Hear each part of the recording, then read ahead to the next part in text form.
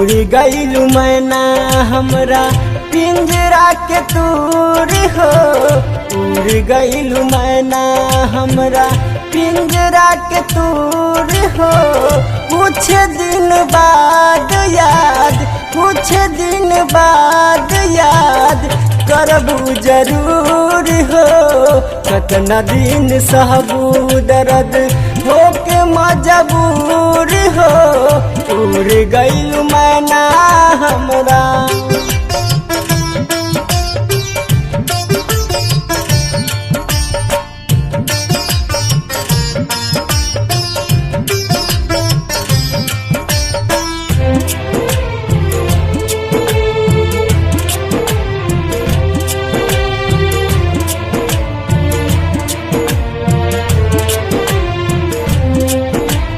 कदम कदम पर कैले बानी हम तोहरो उपकार हो।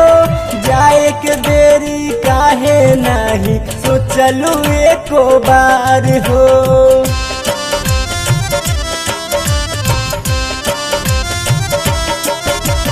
कदम कदम पर कैले बानी हम तोहरो उपकार हो।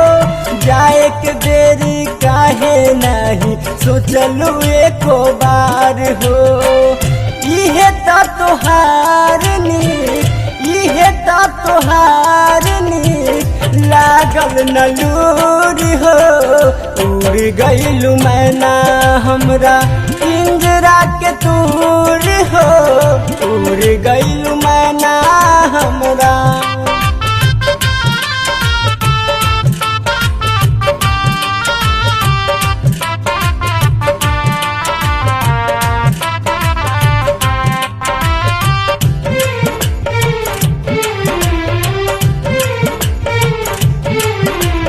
यार के दिलवा जोगेंदर गइले लेके हमारा जान के।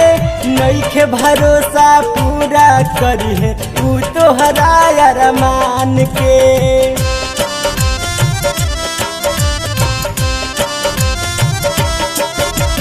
यार के दिलवा जोगेंदर गइले लेके हमरा जान के। नइखे भरोसा पूरा करी है तू तोहरा अरमान के।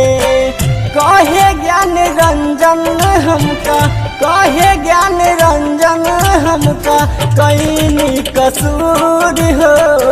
उड़ गइलू मैना हमरा पिंजरा के दूर हो। उड़ गइलू